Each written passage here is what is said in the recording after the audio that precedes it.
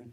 So I do want to know about the F word. I want to know about how does feedback happen, or not, in your organisation. So let's see if the technology's had its dinner and it's ready to work for us or not, eh? Hang on, somebody's phone's ringing. I thought you were just waving at me.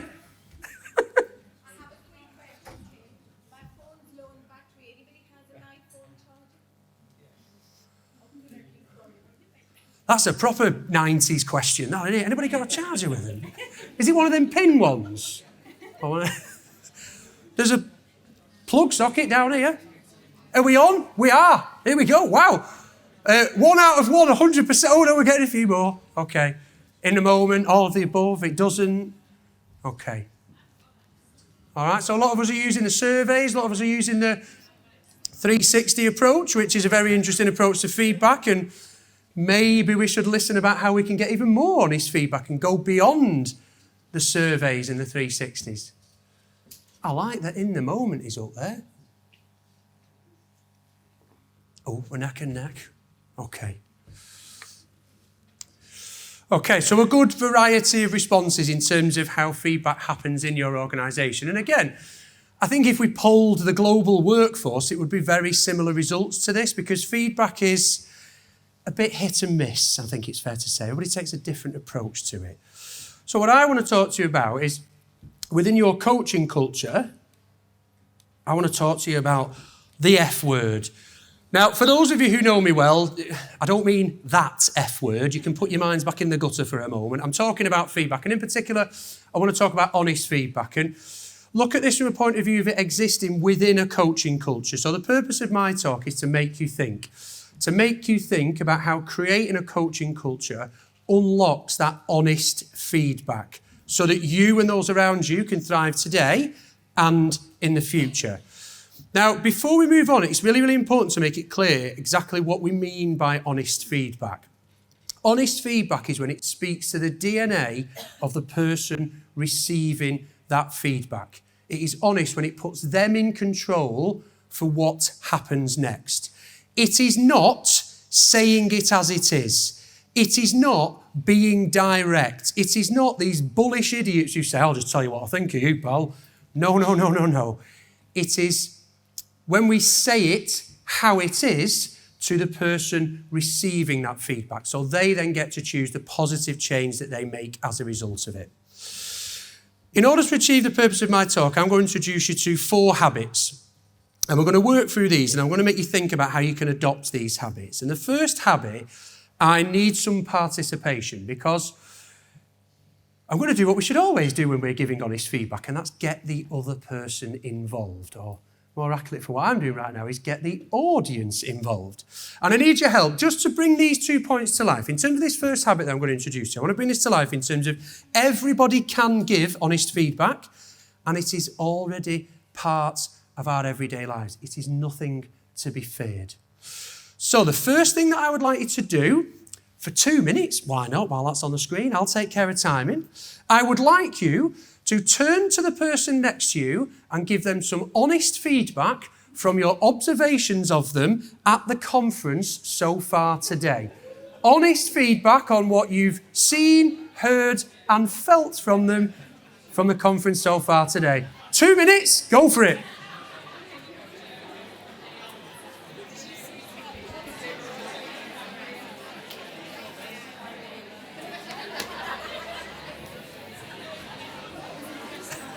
Sorry.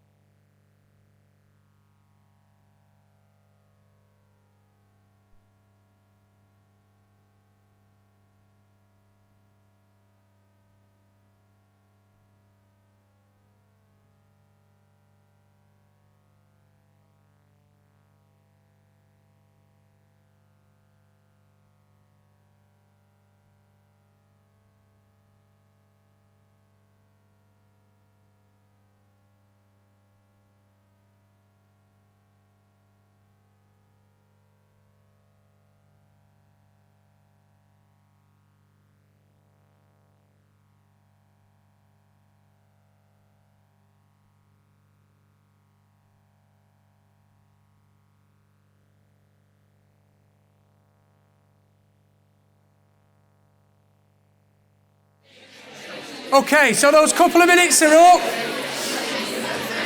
So if you can bring that feedback conversation to a close for us, please. Okay. Look at that. If ever you needed a demonstration that everybody can give honest feedback, it is right there. Absolutely is right there in the moment. Now, thank you for engaging in that. When I first asked you to do that, I think the looks on your faces and by some of your reactions, I would probably best describe them as, oh, this is blow. Oh, that's good, isn't it? Oh, flipping out. Oh, bloody technology. Hang on. Awkward. That's... Hey! It's almost like we know what we're doing. So, yeah, a lot of you looked at me like you wanted to kill me and you were thinking, I don't know this person, and now I've got to give them feedback. So, again, it's a demonstration that we can do it, we can overcome the awkwardness, and that sometimes when giving feedback, or particularly when being asked to give somebody feedback for the first time today, I've asked you to turn to each other and give each other feedback, it can create that awkwardness. Now, what's really, really important is that what's even worse than that feeling of awkwardness is if it becomes awkward silence.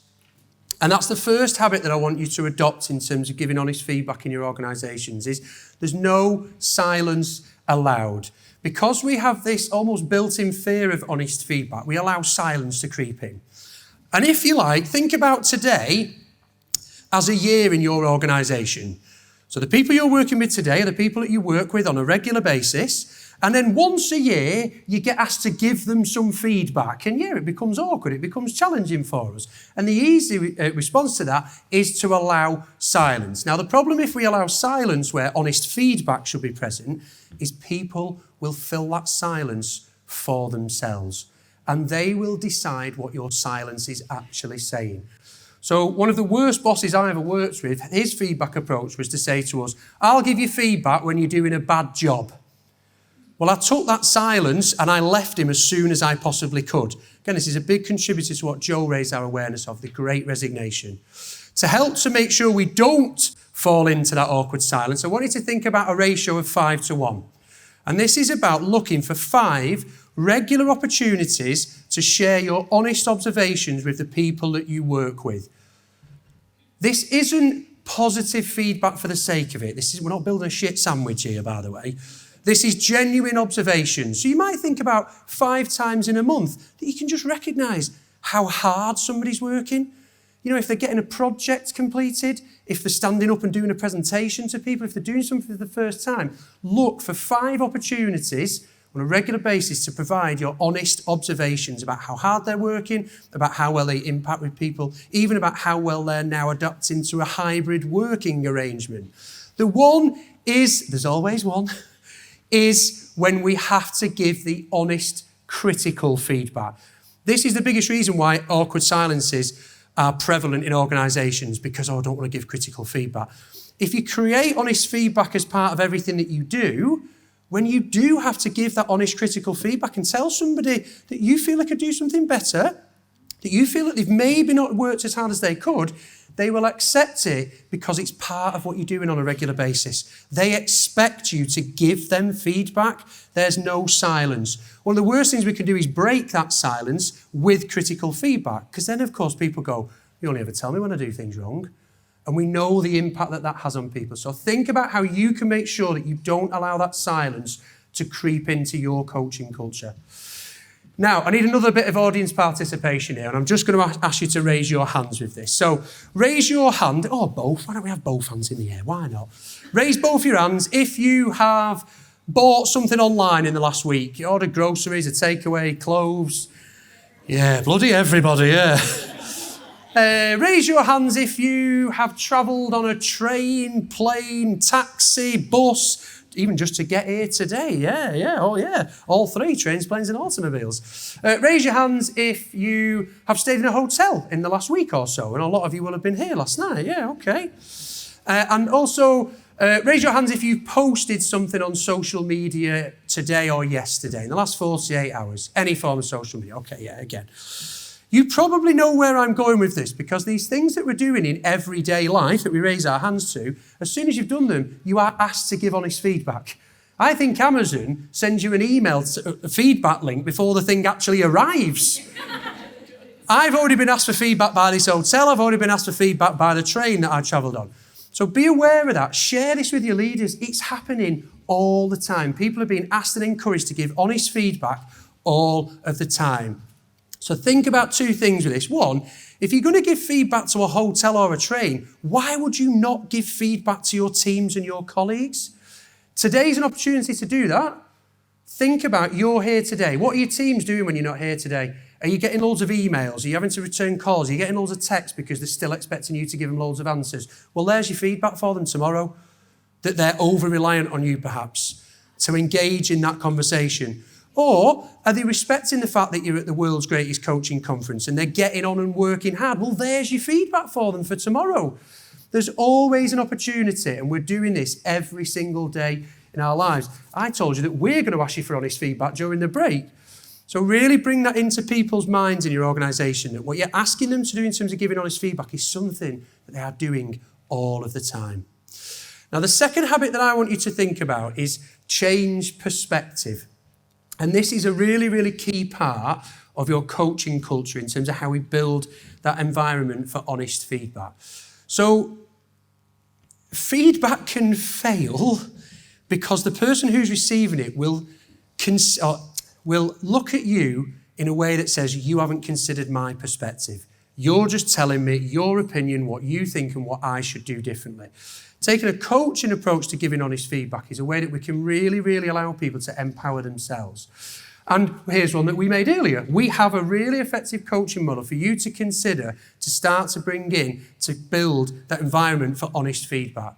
So awareness. Are we taking the opportunity to really raise people's self-awareness? Jules said it before, self-awareness is the greatest gift you can give to you and other people.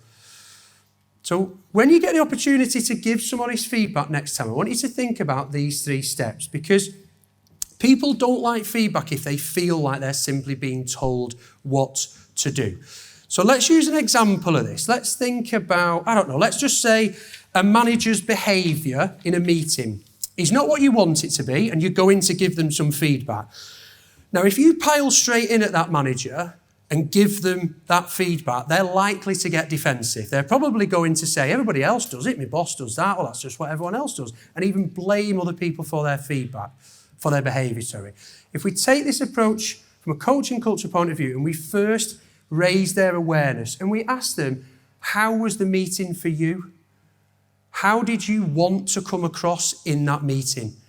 Now you've got them interested, because you've shown a genuine interest in them and you've helped them to think about themselves. Then you deliver your feedback. And now you're having an honest two-way conversation. And then we can help them to change perspective and see things differently. We can ask, okay, well, what would you do differently next time? What do you think caused you to behave in that particular way?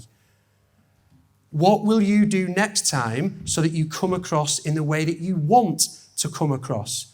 So they decide the change for themselves. And of course, the final thing that we must achieve with our honest feedback is to take action. If no positive change comes from your honest feedback, well, do you know what? It's just an opinion. Everybody's got one. They're like arseholes. Everybody's got an opinion. What you want to do is engage people in that honest feedback so it's their own opinion that they use to inform what they do next. When you make your honest feedback land by exploring perspectives and showing an interest in your recipient's perspectives, it really enables them to make that positive change. Right. Oh, I'm pressing the wrong bloody button again. Here we go. What I want to talk to you about now is the third habit, and this is potentially the most important habit that I want to talk to you today in terms of your honest feedback, and it's about how are you creating the environment for honest feedback. So I touched on this earlier, that one of the challenges that we have is in our workplaces, we often don't have an environment for honest feedback, because I come to work, I get on with it, sometimes get awkward feedback, sometimes I get told I'm doing well, sometimes I get told I'm doing not. Think about how you and your leaders in particular can create the environment for honest feedback. You work in that environment every day. Even if you're at home with your slippers on, you're in that work environment every day. So think about how you turn that environment into one for honest feedback. And the way that I want you to consider to do that is 2 elements of every successful coaching culture. Ask, don't tell, and listen. So let's look at this from an ask, don't tell point of view. So news flash, breaking news for you, ladies and gentlemen. People don't always do what you tell them to do. What we actually do is do what we tell ourselves to do. So the best way to give honest feedback is to ask powerful, open questions so the other person gives the feedback to themselves. And you create that ability for them to make that positive change for themselves. So think about these questions that you could encourage your leaders to ask to create that environment. These help to build that environment because they're engaging with people about the feedback that they want, what it means to them. What is it that they want to do with it? What specifically do you need feedback on from me? If I'm getting feedback on what I'm doing, surely I should inform what that feedback is on. Waste of time telling me whether I'm any good with Excel or not, because I don't care. If I want to get promoted in the next 12 months, I want feedback on the things that I'm doing, the way I'm behaving that will help me to achieve that goal. So share these questions with your leaders after today. For you who are in the room who lead a team, go back and ask your team this question. Go back and share this with them so you understand exactly what's going on for them so that your honest feedback really, really lands. Now, the second point I mentioned is listen. For me, if I ever write the word listen, I always put it in capital letters. It's the most basic human need that we have. After Wi-Fi, we want to be listened to. And it's something that often gets missed within feedback because we often fall into this trap of thinking, okay, well, if I'm giving you feedback, you should listen to me. Well, actually, if we demonstrate that we're willing to listen to them in the first place, they are much more likely to listen to you when you give them that honest feedback. I've never yet seen a feedback model that has listening in it. Blows my mind. Honest feedback should be a 2-way conversation. So when you're giving feedback, one of the first things we should do is listen to what's going on for the other person. Understand the why behind it. If you want to give somebody honest feedback to help them to change their performance or their behaviour, surely you first have to listen to what's causing their level of performance or behaviour right now. How can you possibly help them if you don't first listen to what is causing their performance or behaviour to be what it is right now? The second point that I want you to think about in terms of listening to honest feedback, when was the last time you asked for honest feedback and genuinely, truly listened to it? That you demonstrated to the person who's giving that honest feedback that you've truly listened to it. So instead of measuring your leaders on how many performance reviews they conduct or how often they do it or how many 360 surveys they get completed, measure them on how often they're asking for honest feedback and demonstrating that they listen to it. And of course, the way to demonstrate to listen to it is that they're doing something with it. Consider how you can build that into your performance measures within your organisation to measure you and your leaders for asking and listening to honest feedback. So, of course, behaviour breeds behaviour. Why would you want to listen to anybody's feedback if that person represents someone who never listens to their own honest feedback?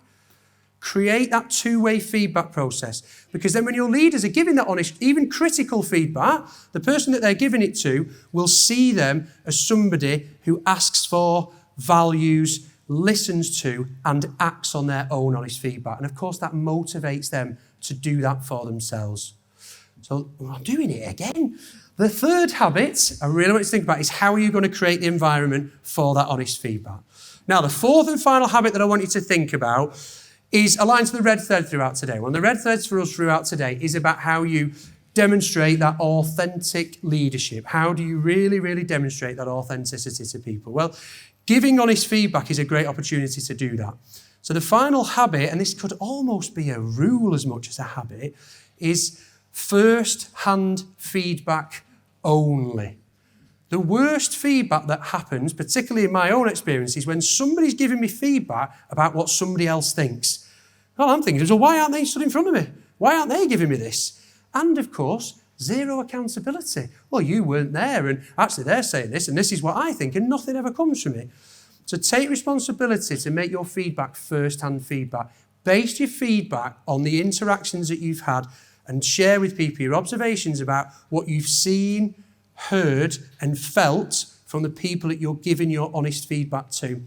And hey, we know what it's like. You get put in that position. In a people team, as a leader, somebody comes along and asks you to give feedback to somebody. Okay, if you have to be the one doing that, then take the opportunity to ask that person questions first. Share with them honestly, look, I've had this feedback from Tim and I just want to talk to you about it. And ask them open questions. And then base your feedback to them purely on that conversation. Not what Tim said or thinks, how they've responded to you having a conversation with them about what you're giving them feedback on. That's how you really build that engagement from an honest feedback point of view, because then they can see that you're only giving them feedback based on what you've seen, heard, and felt from them yourselves.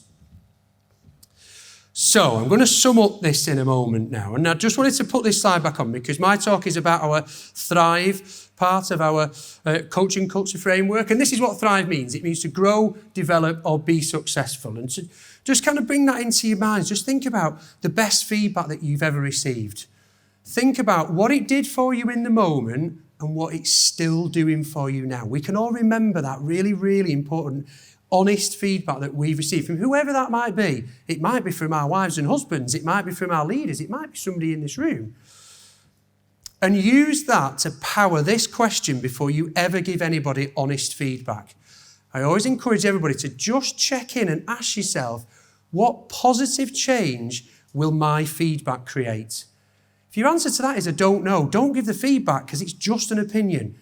Honest feedback must speak to the DNA of the person receiving it and must put them in control of the positive change that happens next.